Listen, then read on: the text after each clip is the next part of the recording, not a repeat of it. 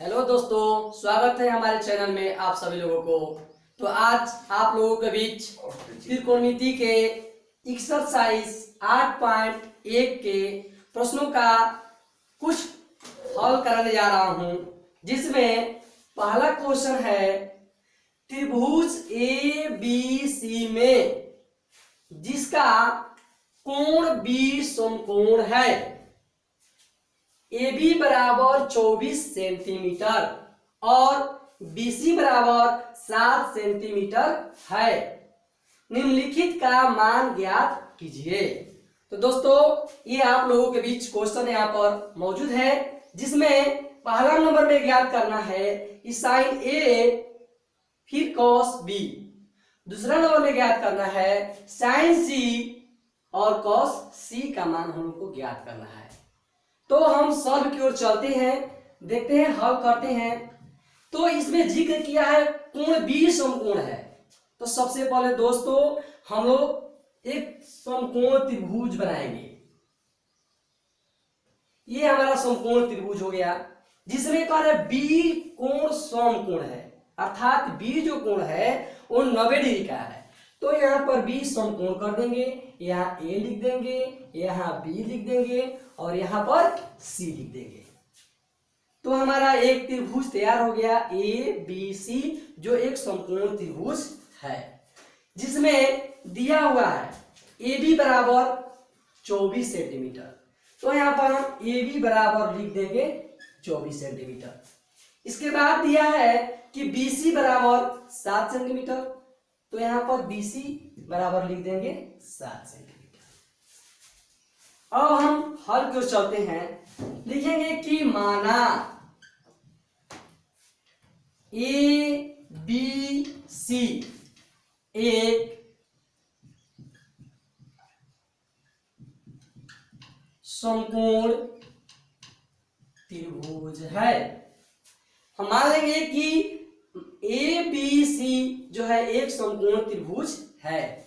इसके बाद दिया हुआ है, दिया है क्या, दिया है कि ए बी बराबर 24 सेंटीमीटर, ए बी बराबर 24 सेंटीमीटर और बी सी बराबर 7 सेंटीमीटर। पूरा गारंटी है कि दोस्तों समझ में आएगा। आप लोग पूरा वीडियो देखिए, लास्ट तक देखिए। और कह रहे हैं कि बी सी बराबर 7 सेंटीमीटर। इसके साथ हम देख रहे हैं कि इसमें लंब है, ये आधार है, लेकिन कोण पता नहीं है। हमने पहले वीडियो में बताया है कि त्रिकोणमिति ज्ञात करने के लिए त्रिभुज के कोण और भुजा को मालूम होना बहुत जरूरी है। इसमें हम देख रहे हैं कि त्रिभुज के 2 भुजा पता है, लेकिन तीसरी भुजा पता नहीं है। तो तीसरी भुजा के लिए हमने सूत्र भी लिखा था, कर्ण का, आधार का और लंब का। तो यहाँ पर हम देख रहे हैं कि लंब है, ए बी जो है लंब है और बी सी जो है 7 सेंटीमीटर आधार है। इसमें कोण नहीं दिया है, तो हम लिखेंगे, इसको लिखेंगे कर्ण। कर्ण जो इसका नाम है क्या, ए सी, यानी ए सी बराबर हमारा हो जाएगा रूट में होता है लंब स्क्वायर प्लस आधार स्क्वायर। ये फॉर्मूला आप लोग को हम बता चुके हैं। अब हम मान ज्ञात करेंगे। इसमें लंब का मान दिया गया है ए बी यानी 24 सेंटीमीटर। तो हम 24 सेंटीमीटर और स्क्वायर कर देंगे प्लस, इसके बाद आधार कह रहा है, आधार का मान यहाँ 7 दिया है, तो हम लिख देंगे 7 के स्क्वायर।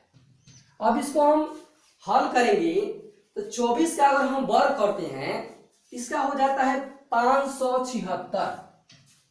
24 का वर्ग यानी हम 24 गुणे 24, इसको हम 2 बार गुणा करते हैं तो आ जाता है इसका 576।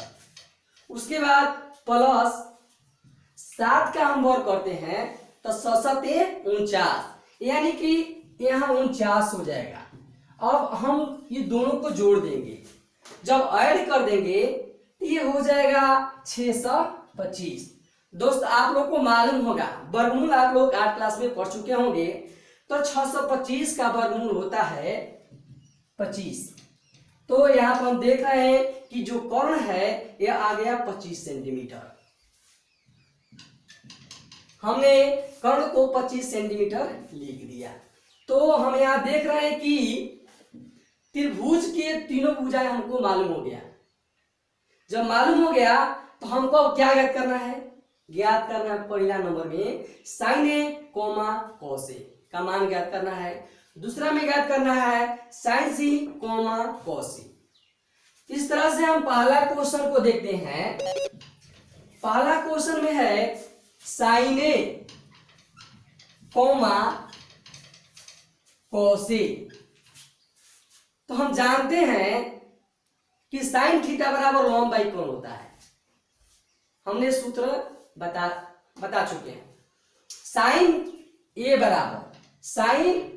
बराबर हमारा सूत्र हो जाएगा लॉम बाई कॉन। याद रखिए हमने साइन थीटा बताया था, लेकिन यहां पर साइन ए आ गया। जब साइन ए आ गया, समकोण है त्रिभुज, इसमें थीटा के अनुसार बदलेगा। जैसे हमने बताया था कि लंब थीटा के अनुसार बदलता है और थीटा के सामने वाला भुजा को लंब कहते हैं। आधार जो थीटा के पास वाला भुजा का आधार कहते हैं, ये भी थीटा के अनुसार बदलता है, लेकिन कर्ण कभी नहीं बदलता है। तो यहाँ पर साइन ए है, ये थीटा मान लेंगे इसको। तो बताए थे कि थीटा के सामने वाला भुजा को लंब कहते हैं। तो दोस्तों देखिए यहाँ पर इसके सामने कौन है? ये है। यहाँ पर ए के लिए लंब हो जाएगा 7 सेंटीमीटर। जब ये लंब हो गया तो हाई हो जाएगा आधार। जानते हैं कि तो कोण कभी बदलता नहीं है, कोण कभी नहीं बदलता है। जब भी बदलेगा तो लंब और आधार बदलता है, ऑलरेडी हम बता चुके हैं। तो थीटा के सामने वाले भुजा को लंब कहते हैं। इसके बाद जब ये लंब हो गया तो ये आधार हो जाएगा और कोण जेव का 3 हो जाएगा। तो साइन थीटा बराबर हमारा होता है लंब बाई कोण। यहाँ साइन ए है तो लंब हमारा हो जाएगा कितना? 7। और कोण तो कभी नहीं बदलता है दोस्तों, कोण जेव का तेव यहाँ पर रह जाएगा। मैंने साइन थीटा का मान, साइन ए का मान निकाल दिया और कॉस सी का मान निकालना है, कॉस ए का मान निकालना है। तो कॉस ए का हम बात करें तो हम जानते हैं कि कॉस थीटा बराबर होता है आधार बाई कोण होता है। तो इसका भी हम फॉर्मूला यहां लिख देते हैं, आधार बाई कोण। थीटा के सामने वाले भुजा को लंब कहते हैं। पुनः रिपीट कर रहे हैं इस बात को। थीटा की जगह पर यहाँ ए है तो थीटा के सामने वाला भुजा को लंब कहते हैं। जब ये लंब हो गया तो आधार हमारा क्या होगा? 24 हुआ। तो आधार का मान हो जाएगा हमारा 24। अब कोण दोस्त कभी नहीं बदलता है, तो कोण हमारा जेव का तीर हो गया। इस तरह से हमने पहला क्वेश्चन को सॉल्व कर दिया। अब दूसरा क्वेश्चन है साइन सी कोमा कॉस सी। यहां पर दूसरा क्वेश्चन साइन सी कॉस सी। हम साइन सी का बात करें कि साइन थीटा बराबर जानते हैं कि लंब बाई होता है कोण, लेकिन यहाँ ए था लेकिन अब आ गया क्या? सी। यही आप लोग को समझना है दोस्तों। सी यहाँ देख रहे हैं कि सी यहाँ पर है तो हम बताए हैं कि थीटा हो गया। अब सी जो हो गया ये थीटा हो गया, तो थीटा के सामने वाले भुजा क्या कहते हैं? लंब। तो सी के लिए लंब ये हो गया। ए जब इसमें कह रहा था तो ए के लिए लंब ये वाला था 7 सेंटीमीटर, लेकिन अब यहाँ पर थीटा का जो मान है सी है, तो सी थीटा के सामने वाला भुजा ये लंब हो गया। तो लंब का मान हमारा हो जाएगा 24। कर्ण कभी नहीं बदलता है, कर्ण जेव का 3। इस तरह से कॉस सी है, कॉस सी। कॉस थीटा बराबर भी हम जानते हैं आधार बाई कोण होता है, सूत्र वही रहेगा आधार बाई कोण। तो सी के ई लंब हो गया। जब ये लंब हो गया तो आधार हो गया, होगा ही। ये तो पूरा गारंटी है कि जब थीटा के सामने बोला भुजा लंब हो गया तो इसके पास वाला आधार होगा। तो यह आधार का मान हो जाएगा कितना? 7। और कोण कभी नहीं बदलता है तो कोण का मान हो जाएगा 25। इस तरह से आपका ये पहला क्वेश्चन सॉल्व हो गया। अब हम बढ़ते हैं दूसरा क्वेश्चन की तरफ।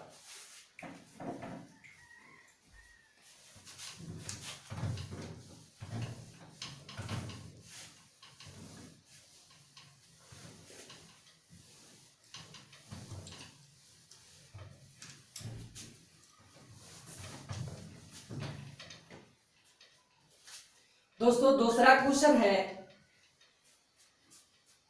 आकृति। आकृति 8.13 में tan A minus cot tan P है, tan P minus cot R का मान परिकलित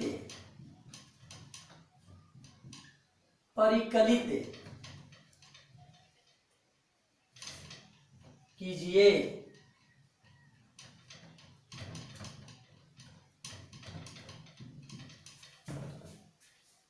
हो गया। तो आप लोग के बीच दूसरा क्वेश्चन है, कह रहा है कि आकृति 8.13 में tan P minus cot R का मान परिकलित कीजिए। जिसमें आकृति दिया गया है P Q R और TQ का मान दिया गया 12 और PR का मान दिया गया 13, इसमें QR का मान नहीं है। तो दोस्तों हमने बताया है कि त्रिभुज में तीनों भुजा हम लोग को पता होना चाहिए। त्रिकोणमिति हम बना सकते हैं कब? जब तीनों भुजा हमको मालूम होगा तब।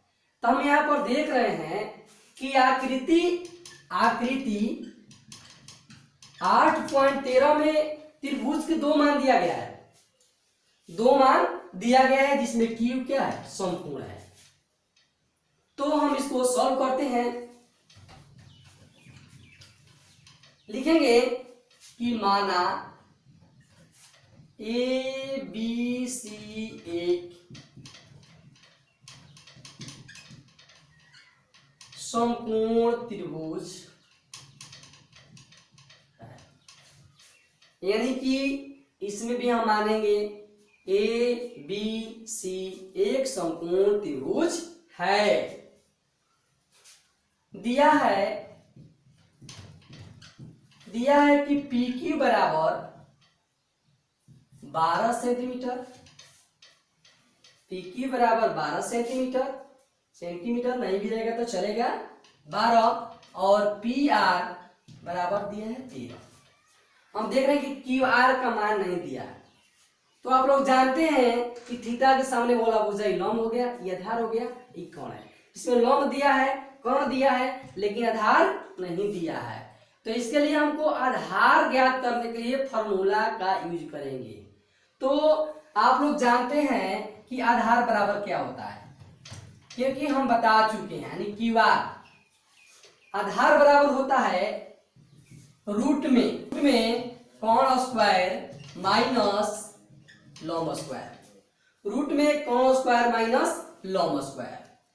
तो हम देख रहे हैं कि यह कोण का मान जो है, कोण का जो मान है यहाँ पर 13 है, तो 13 का स्क्वायर हो जाएगा, और लंब का जो मान है 12 है, तो लंब का मान हो जाएगा 12। इस तरह से 13 का अगर हम वर्ग करें तो 13 169 होता है, तो यहाँ 169 हो जाएगा, और 12 का वर्ग करें तो 12 144 होता है।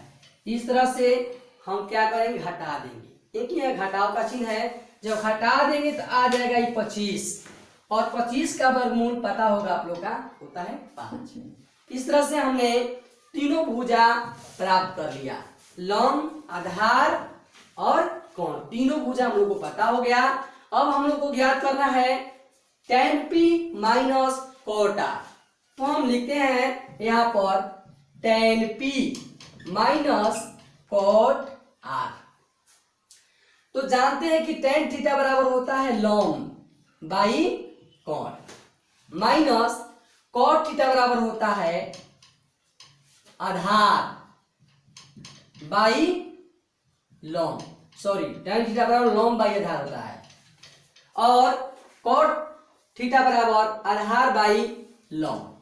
तो tan P यहाँ पर थीटा का जो जगह है वो P है, तो हम बताए हैं कि थीटा के सामने वाला भुजा को लंब कहते हैं।